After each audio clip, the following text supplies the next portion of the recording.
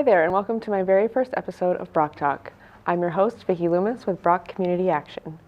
For those of you not familiar with BROC Community Action, our mission is to offer hope, opportunity, and a path forward through our many programs. On today's show, I'll be speaking with my colleague Meg Hanna, Community Food Shelf Coordinator, and special guest Barry Meehan, President of Gabriel's Children. Our topic is Fighting Hunger, Feeding Hope in Rutland County. Welcome, Meg. Welcome. Thank you. As Community Food Shelf Coordinator, can you tell us a little bit about what you do and what that involves? Absolutely. So I am responsible for the food operations at BROC Community Action. I operate our food shelf in Rutland, and we have a second in Bennington as well. We also do outreach programs like Feed the Freezer, which keeps meals available for those in need, and different community efforts, Bridging the Gap, working with other organizations, Gabriel's Children, some of the city schools and things of that nature. So we do all kinds of stuff. And speaking of Bridging the Gap, we have Yes. Barry Meehan here of Gabriel's Children. You worked together this summer on... We did. And can you tell us a little bit about Gabriel's Children? Surely. Gabriel is the Archangel Gabriel, who is the protector of children. We named the organization some years ago, and then we were registered as a nonprofit with the IRS. We worked in Fairhaven for a while, and then we moved into Rutland, courtesy of Trinity Church. A couple of years ago, Trinity agreed to let us use their kitchen, and out of that kitchen we made soup. And once we got the kitchen, I contacted Tom Donahue and said, we need food. So he got back and said, well, if you get in touch with Meg, she probably will help you. And Meg has been a great help. So Trinity have provided the kitchen. BROC provides much of the food, and then our donors, we're all volunteers at Gabriel's, but we have donors to cover our expenses, and what food we don't have, we are able to buy. So at the moment, we're delivering to the motels in Rutland where people who are homeless live. So 5 days a week we have a delivery of soup that is made fresh at Trinity. And I would mention that we're particularly fortunate that Bill Gillum is our chef, and I can guarantee that everything is made from scratch. It really is a good soup that we send out. So we're very happy to be doing that. And when we did it last year, because of the connection with Meg and with BROC, we talked about the situation of school students who, during the summer, not as many go for free meals as through the year. Right. How do you contact them?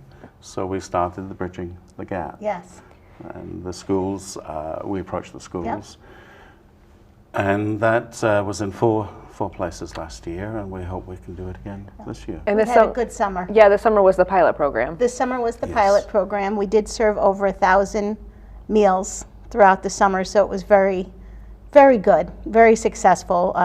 We covered we did Monday through Friday, so the first Monday after school ended until the day before school began. There was access in 4 community sites to meals. Nice. Yeah, it was very good. Yeah, and it'll do nothing but expand going forward, I'm sure. Yes. So, and you know what's interesting, and you were talking about Bill Gillum, we have the world of Bills, because Billy Morello, who worked with Barry last summer on the program and then came to work with us at BROC Community Action, still is involved in both programs. So he's a food angel for Gabriel's Children and delivers those soups every afternoon. So he works with us during the day and goes out and makes sure he delivers those soups in the afternoon. Nice. So collaboration is key. Everything. Collaboration is key, and it all began with Trinity opening up their doors to us, and they helped us during the summer program too, and a number of our volunteers are from Trinity Church, so we're very grateful to them. And we're very grateful to BROC because food is expensive. Yes. Yes. And when you're dealing with quantities we're dealing with, and we rely on small donations, BROC has made a great difference to what we're able to do. And because of the summer program, I went on the radio and was heard by the manager for Dunkin' Donuts in this area, Mary Ann Gloss, who then called me and said, we have a children's foundation and you should apply for help. So she explained that the foundation is called Joy in Childhood. It does two things. It fights childhood hunger and it helps children in hospitals. So we qualified under the hunger. She recommended us to the board and we made an application, and she said, you'll find out in December. So we got a Christmas present in December. Yeah. So a large part of what we did, a large part of what I do as well is the community piece, and making sure, as we know at BROC, that we collaborate and that we work with our community partners.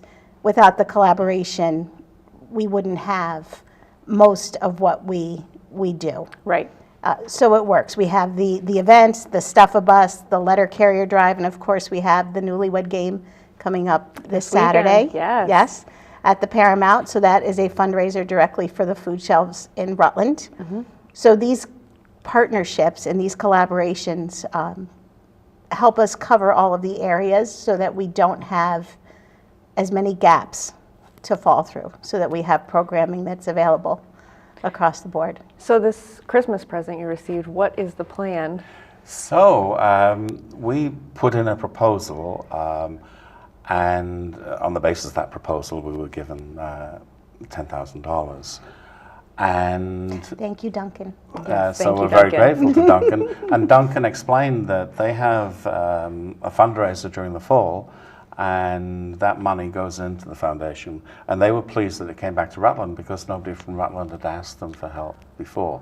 So that was really neat. But what was funny about it was we got a parcel in the mail, and you pulled it apart and it said you have been given this grant. And then next day the check came in the mail. Oh, that's fast. And so I was in talking to Meg, and I said, we've just got the grant. She said, well, funny you should say that because we've just had a request. Yes. Yep. So and that's what seems to happen and that's the collaboration piece, that somebody came to me with a request that we were able to help to a degree, but it needed a more permanent solution. So when I spoke with one of our partners, which is Barry and his organization, he had the solution, just came in the mail in a nice gift-wrapped box. So I was able to facilitate a connection with a local high school, and we accomplished the goal of putting in a refrigerator at the school that is stocked with supplies for students that are in need of something to eat. We had the fridge in storage from when we were in Fairhaven. So with some difficulty, we got the fridge in last week. Yeah, I heard it was a little trouble with door jams. The doors had to come off and go on and the rest of it, but we got it in. And then we went down to a supermarket, and we will refill it now. The grant will cover us for the year, although we will use if there are other needs. We're particularly interested in helping, say, families that are in a crisis. So if that comes to our attention, we will use that money for that as well. And so there won't be as many hungry children in class. Exactly. We hope. Yeah. Yes, we hope. And this is the fighting hunger, the feeding hope kind of how they work together. Right. So not only are you filling the basic need, that your stomach is growling, you can't really focus, maybe you have a headache, all of the things that we know come with being hungry or hangry, and how we react to those things. So the one is to fill that basic need, and the other is to provide the hope that you're in a community where folks care, Right. that you have this basic need that needs to be filled. And there is a huge variety of reasons that children are not necessarily accessing some of the lunch programs and things that are available to them, that people don't think about, or you're aware of, but it's not really in the forefront. Lunchrooms, as we know, if you reflect back on school days, are somewhat complicated. Yes. They can be tricky to navigate. You may be somebody that's not comfortable in that environment. Maybe you got off to school, running start late, didn't have a chance to grab something to eat. Maybe there wasn't something to eat. So whatever brings them in to the refrigerator, which is Gabriel's food angel refrigerator. So whatever brings them into that refrigerator, there's now wonderful snacks and things available, and I was happy to be able to facilitate that. Oh, definitely. And it takes that worry piece off too. They Yes. know that if they're hungry, there is a place they can go. Yes. They don't have to worry about Yes. where they're going to find it, which I think will help with focus. And teenagers are constantly hungry. Yeah. And even if you're going in for an aspirin or because it's in the nurse's station, but if you're in need of even medication, or your stomach's just not feeling well, or it's in between school food service times, Right. and maybe you just need a cheese stick to get you through, or a granola bar or some crackers. So those things are available. And now. it's little snacky things, like you mentioned, cheese sticks or granola bars, Yep. right up to sandwiches. Right up to, the Fruits and supplies to make, vegetables. exactly. Yep. Nice. Yeah. So Nice. it's good. Yeah. I think they have cereal and milk. Yep, cereal, variety. We tried to accommodate the variety of, And there'll be of a little needs. pantry built, is that Yes, correct? that's what they're working on. Yeah, so it's been it's these collaborations that have allowed us to really reach some of the more vulnerable pieces of our population. You know, during the summer program at BROC, one of the places was BROC, where Meehan Billy, who works with us, was part of the team that was distributing to kids. So the kids were around a table, and one child wasn't eating very quickly. And Billy said, well, why don't you have that sandwich? And the child said, oh no, I'm taking that home to mom. Oh, And Yeah. it's this whole hunger thing that is. We had a fundraiser down in Connecticut in June. I worked at a university down there before I came to Vermont. And it was a recital for students, a piano recital. And they, as part of the recital, they made a donation to Gabriel's. But people couldn't comprehend that there would be hunger. It's a very hard thing here in the United States to Right. think, the wealthiest country in the world, that somehow we can't feed our own people. And this is a very serious problem. And if you go to BROC, I mean, I'm in and out all the time. Yes. These people are coming through. And what is really nice about the way BROC does it is people come in, they talk with you, Meg, and go over their situation. And then when they go into the food pantry itself, they are assisted. You can do this, you can get this, and what have you. So it is a very positive experience going in. But it's, in some ways, a very negative experience to think that somewhere like BROC needs to exist. And it really does need to exist. oh, absolutely. If BROC did not exist, a lot of people would be a lot worse off. Yes. But it treats, when everybody goes in, anybody goes in, they are treated with dignity. I was in Australia for a number of years, and I taught English at high school, and there's one Australian poet, and he's called Bruce Dorr. And he wrote this poem about everybody having an identity. And he said, if you look at the map of South America, even at the very bottom, where nobody lives, that place has a name. I think it's Tierra del Fuego. He said, and everybody has a name, everybody has an identity, everybody has dignity. And I think the way BROC runs its operation, it does that. Thank you. It really gives dignity to those people. And that's the principle for Gabriel's children as well. We want to be unobtrusive, we want to be in the background, we want to help. So when we go to the motels, we ask how much do you need, and the managers will tell us, and that's our part, and then it's distributed. St. Vincent de Paul, who is the patron of charity in the Catholic tradition, used to tell the people of Paris who were wealthy, he actually had a bakery, and they'd come and buy the baked goods, and he'd say to them, you should thank God that you are in a position to help those who need your help. Remember, you are the ones who are privileged here, not the other way around. And I think that principle works. It absolutely. It's a very Because important it is a principle. privilege to be able to serve Yes, it is. the community. And serve in a way that people feel comfortable when they need a help. That's Yes. the key to it all. Right. Yes.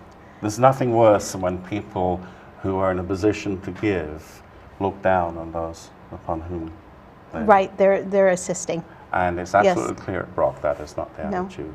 And we are do, here to we serve, and exactly, and that's the big word, is that we serve the community. Right. It's not that we assist, we serve. We are there to serve the people of Rutland County and Bennington County. And it's somewhat complicated. And you're doing wonderful learning, because Vicki's relatively new. She's well, not as new as she once was. Working on but 6 months. yes, but the ins and outs of the program. So even yesterday we were discussing the difference. You had a question on hunger versus food insecurity. Right. So people think, hungry is the same as food insecurity, and that's not the case at all. No. They're two totally different things. Yes. So if you could help us I absolutely understand a little better. I would be happy to. And hunger is that immediate need. Your stomach growls. You're hangry. That word again. You need something to eat, and that's what being hungry is. And our programs address that very directly. We offer food, and that fills the need for hunger. Barry's program offers food. Motel, the refrigerator, summer meals, we're offering food. Food insecurity is that feeling of not knowing where your next meal is going to come from. So where we might be hungry, geez, it's lunchtime, I'm hungry. Right. Food insecurity is not knowing that when you wake up the next day, you will have something to eat. And that's where it all starts to get a little complicated. So we address the one need of hunger by having the food available, and then we offer programs like assisting with 3 Squares applications, Right. which is SNAP benefits, federally known food stamps, known before that, all the same program. We help folks be able to access their resources so that they feel a little more secure, and when you feel more secure, you feel more hopeful. And that's why we offer the hope and the opportunities. We try to make programming available that helps to lift people when they're feeling low. And this is a very important part of the education that's involved. One of the co-workers you have is Carol, who sits down with people and analyzes their budget. Because oddly enough, sometimes we don't really realize how we're spending. So she will say, here's the month, here's your income, let's itemize each thing. And that really helps people. Oh, it absolutely helps people. It's a big eye opener. Because then you realize, well, you might have some flexibility. If you cut this out, you can do that. And that's her job, and she's busy every day helping Yes. people do that. But you mentioned lunch. Sometimes we get a reminder from above about things. And I was driving out of one of the shopping plazas in Rutland, and there's a guy with a sign. And I thought, well, I'm going to lunch, and he doesn't have lunch. So I gave him my lunch money, and then went off to Ginger China. So I've just put in my order, and the waiter comes across, and he said, "Oh, sir, that person over there has just paid for your lunch." Oh, nice. And it was a friend of mine I hadn't seen for a while, and they were, but they didn't know what had happened before. Yeah. So, and in a way, it is passing it on, isn't it? That's Paying what it forward. Paying it forward. That makes the world go round. When I first received that original email from Tom Donahue, that a gentleman, Barry Meehan, was going to be reaching out, and he gave him the stamp of approval, that this is somebody you should definitely work with when he passes through your door. And who knew, really, that it would turn from one collaboration into the next. Three, yeah. And it's allowed, by doing that, it solidifies your standing in the community so that other folks are comfortable approaching as well. So we do try to help wherever we can. If somebody, for one of their community meals, because there's many community meals, Yes. and we will offer surplus bread that we have, or surplus produce, or baked goods, because we're very fortunate to have the local stores as a resource with the Vermont Food Bank to be able to fresh food recovery. So we're able to get that product in, we're able to make sure it gets back out. We don't like anything to be wasted. We offer a lot that isn't shelf stable, so that's a ticking time. So we want to make sure that that product is going out and not being wasted. So we are constantly trying to source and sort where everything goes. Yeah, and we were talking You've about that seen it. yesterday. Is people think food shelf and they think canned goods, canned beans and soup, but there's fresh produce, there's fresh meat, fresh vegetables and bread. Yes. All of that's available daily. And often in our lobby. Yes, put right out in the lobby so people can come in and just grab what they need. Anytime. Yep. Absolutely. With no barrier whatsoever. Right. Yep. And then we offer things like the Feed the Freezer meals, which is you cook those once a month? Twice a month, and we actually have one this afternoon. We'll be making lamb stew for that. We do those twice a month, and anywhere from 200 to 300 meals. We work with community members who have volunteered their time and to come in and make these meals that we then stock a freezer that we have in our lobby with variety for folks that are in need of something. And they can come in and get an already cooked meal that they can put in their freezer. It's that addressing the immediate hunger thing. And then once you have the people, you can discuss the other alternatives and let them know that there are things that are available to help them when times are difficult. Right. And when I was in BROC last week, there was a gentleman who'd been to the Methodist church the night before. And he said, they had food for 300. I think about 100 people turned up. But the Methodist church has breaking bread. Yes. Is that once a month? They do once a month, and they also have the comfort zone. Which so is they're the doing breakfast Monday through Thursday. And we work with them during the summer. Grace Congregational has a monthly meal. Trinity has a monthly meal. And Trinity has, and also at Trinity, the Zen group have a weekly meal on Fridays at lunchtime. There's all these things going on, and it brings the best out of people. It does. We wish that the need wasn't there, but if the need is there, then many people are coming together, and many in very quiet ways. I've been approached by people who are saying, look, I want to remain anonymous, but can we help in some way? And I think it brings the best out of people. There's a reason I think community is in our name. Yes. Because without the community, it just doesn't work. So I'm really proud to have the partnerships that I've developed with the folks that I've developed, and the working partnerships with the other organizations in Rutland. Yeah, and we just found out the other day that Vermont 211 in Rutland County, BROC Community Action, is the most referred agency in 2019. Yes. We had, I think it was 228 referrals, which is incredible. It's a big accomplishment. It really is. Yeah. We're really, really proud of that. Yeah, we are proud of that. Yep. So we have dreams as well, isn't We that do. right? We do. We have hope ourselves. We have hope ourselves, and maybe it'd be possible. The pop star Bon Jovi? Yes. He runs 2 restaurants in New Jersey, and I think he might be opening a third. I think I just read. Yeah, he just opened a third. I think. Yeah, and it's for college students who don't. Yes. This is very serious. It is. College students who don't have enough to eat. Yeah. So he's opened this restaurant, and they will volunteer. But his principle is that people come in and they volunteer, and he doesn't charge anything. And it's been incredibly successful, again, unfortunately, in a way. Yeah. But it might be nice if we could do something like that in Rutland. It would be nice. If there's a restaurant space where we could have maybe once a week or maybe more. Yes.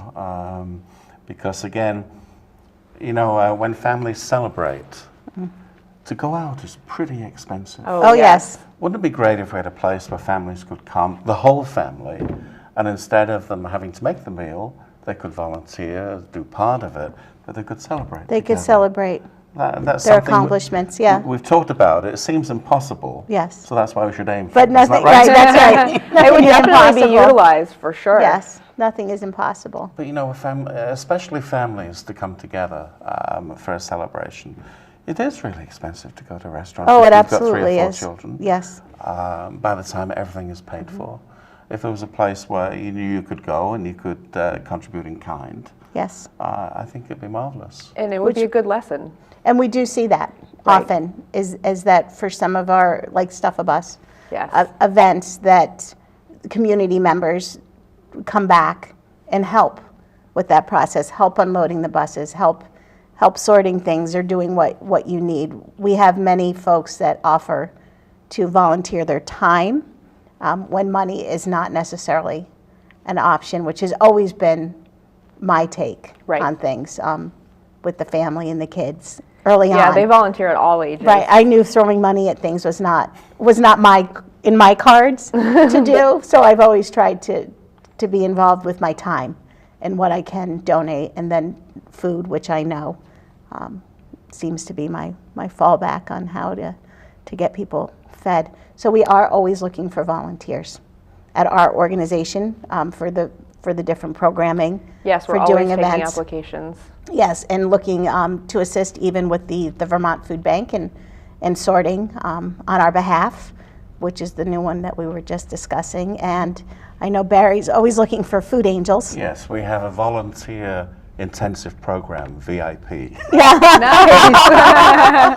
And yes, we do need volunteers. We need drivers, we need kitchen help, because everything is volunteer that we do. Right. So, and we have a website. I was going to And say, it's anybody Gabriel- who's interested in volunteering. Yeah, you can do it through the website, gabrielchildren.org. And yes. And we're hoping to work with the grandparent program this summer. And we've reached out and had some discussions and need people of that age that are interested. And it's a part-time position. It is funded. I'm not sure of the ins and outs of how they do their funding, but for the summer meals program. So if we have interest in folks or folks that are interested in helping with that particular program, to contact as well. Great. Yes, and you can find me at mhanna@broc.org. Or you can call the main line, Or call the main line. 775-0878. Yep, and reach out. Yes, for Yeah. sure. So we're busy, We always busy. always busy. Yes, Busy and productive and hopeful. and hopeful. Yeah. Yes. So we fight hunger, we feed hope. We do what we Meg can. wouldn't tell you this, but I think I should mention before we Uh-oh. go off. A gentleman came in one day and I was there, and he was in great distress. He really was very, very upset. And the staff at BROC were marvelous. First of all, they sat him down and got him comfortable. And then Maggie went across to him and just very gently spoke with him. He did, in fact, need to be hospitalized, and BROC organized it. But he knew where to come for help. Right. And that is really what it's Right. about, to know where you can go for help. And that's kind of the mission of your show, is to make sure people know. That's right. BROC Community Action is here to help our community. Yes. And we have partners who also have the same goal goal, and vision. So we're happy to work together and do as many projects as we Right. can to help those who need it. Yes, thank you. So thank you for coming on. Been a Yeah, privilege. Wonderful. We're glad to be on your inaugural episode, Vicki. Thank you. Can we come again tomorrow? Always. You have an open invitation. Yes, yes, you're doing wonderfully. Thank you. So thank you for joining us on this episode of BROC Talk, and we will talk again.